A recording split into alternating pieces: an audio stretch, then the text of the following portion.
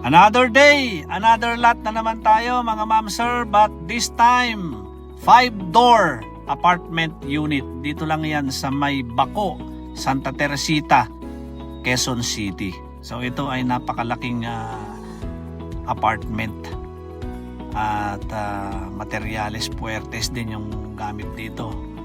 Iba-iba nga lang yung laki, no? Itong apartment unit na ito ay may 3 parking slot na available sa loob. Tara, pasukin natin yung unang unit. Itong unang unit na to ay 4 na palapag, 4 na floor siya. So ito yung pinaka-living area. Ito naman yung kanilang dining, yung kitchen. At syempre merong toilet and bath dyan. At meron ding laundry area. Yun. Ito yung pinaka-stair niya. Oh. Yung stair maganda. So, akyat tayo sa first floor. Sa first floor, meron yan na 2 bedroom, syempre. At merong bathroom. Yan. Ito yung kanyang unang bedroom. Meron yan sa kabila pero hindi pa tayo pwedeng pumasok doon. No? Yan yung pintuan na yan. No? At ito naman yung kanilang bathroom. Yan. Tara, akyatin naman natin yung pinaka third floor. So sa third floor, ganun din, meron siyang 2 bedroom. Ayun. Yan yung unang bedroom dito sa third floor. Yan, may mga gamit lang kasi andito pa yung may-ari.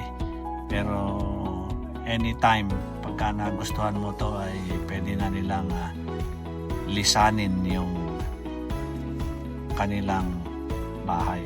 So meron siyang toilet dito at ito ay common dito sa 2 bedroom na to. At may back-to-back access din sa bawat bedroom. So ito yung pangalawang bedroom.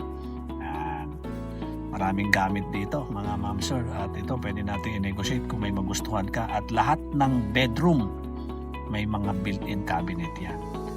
Yun, tara, akyat naman tayo dun sa pinaka 4th floor.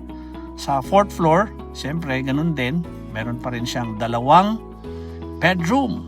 Yun, ito yung unang room dito sa 4th floor. So, may mga built-in cabinet na yan.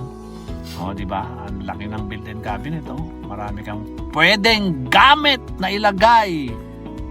Yun, siyempre. At, ito naman yung susunod na room dito sa 4th floor. May cabinet din. Yun. Para marami kang paglagyan ng mga kagamitan.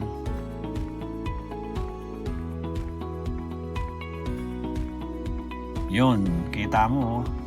Sa ganda ng bahay na to, may nagwawang pa, di ba?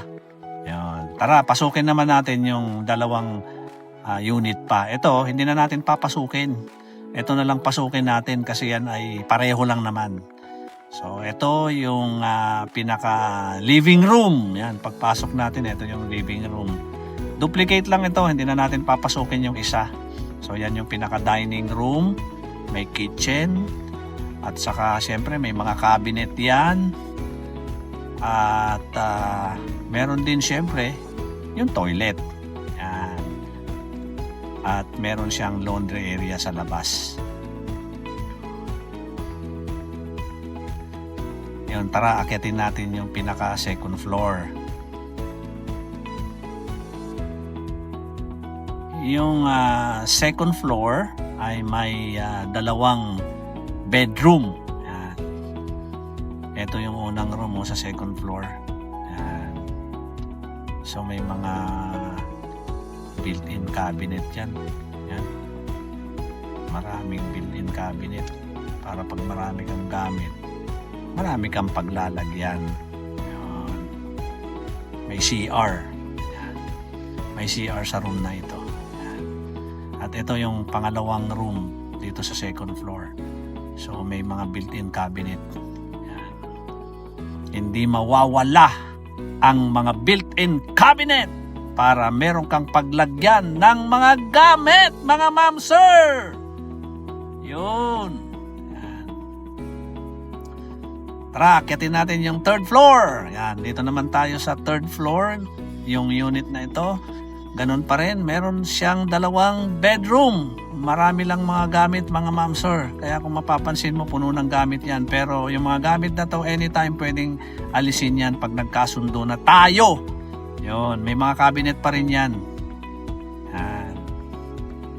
Ito naman yung pangalawang bedroom dito sa 3rd floor. Yun, hindi lang natin makita ng maayos mga ma'am sir, pero gamit lang yung mga nandyan. Yan. Pero lahat ng room, lahat ng bedroom ay may mga built-in cabinet. Ayun. At saka kita mo naman mga ma'am sir, itong hagdanan, no, yung kanilang baluster, yung kanyang hawakan ay napakatibay. Yan. Dito tayo sa isang unit. Itong isang unit na to ay studio. Yan. Studio unit. Yan. So may mga gamit lang, pero siyempre meron pa rin yung kitchen at may mga cabinet. At siyempre may toilet. Yan. Toilet dito.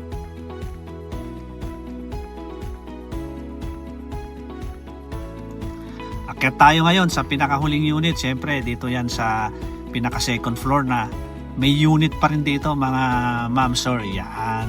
Di ba matibay yung mga gamit dito. Hindi yan basta-basta. So ito yung pinaka living room ng unit na ito. Yan. So may living room. O syempre yung living room hindi mawawala yung dining. Yan. Marami lang gamit mga ma'am sir. At may mga cabinet yan syempre. At may toilet and bath din dito. Yan. Diba? Yun. Akyatin natin yung pinaka second floor nung unit na ito. Yan. Tibay di ba? Hindi nga naaalog Matibay yung mga pagkagawa. So ito yung unang room dito sa may 3rd floor. Yan.